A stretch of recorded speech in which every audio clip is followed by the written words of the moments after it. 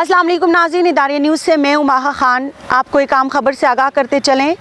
Medical board ने शहबाज शरीफ का तिबी मुआयना करवाने की सिफारिश कर दी।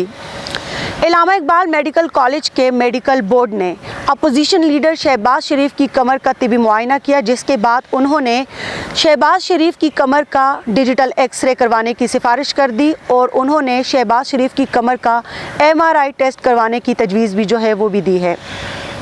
तफसीलात के मुताबिक इलामा इकबाल कॉलेज के मेडिकल बोर्ड ने शहबाज शरीफ की कमर का मुआयना किया। उन्होंने तिबी मुआयने की जो रिपोर्ट है वो जेल हुकाम के हवाले की।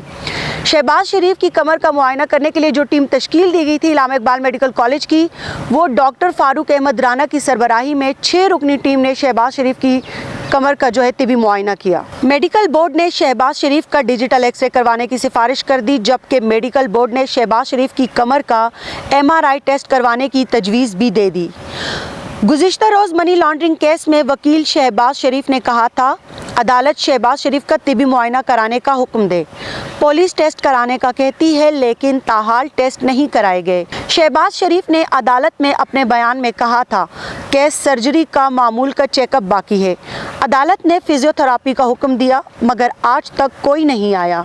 गाड़ी के हवाले से दरख्वास्त है कि बख्तरबंद में ना लाया जाए। बख्तरबंद गाड़ी से रास्ते में शदीद धचके लगते हैं। आज भी सारा रास्ता लेट कर आया। शहबाज शरीफ का कहना था कि जेल में भी सारा दिन लेटा रहता हूँ, यहाँ भी लिटा कर लाना चाहते हैं। दर्द कमर का शिकार हूँ, बख्तरबंद से तकलीफ़ मज़ीद बढ़ सकती है।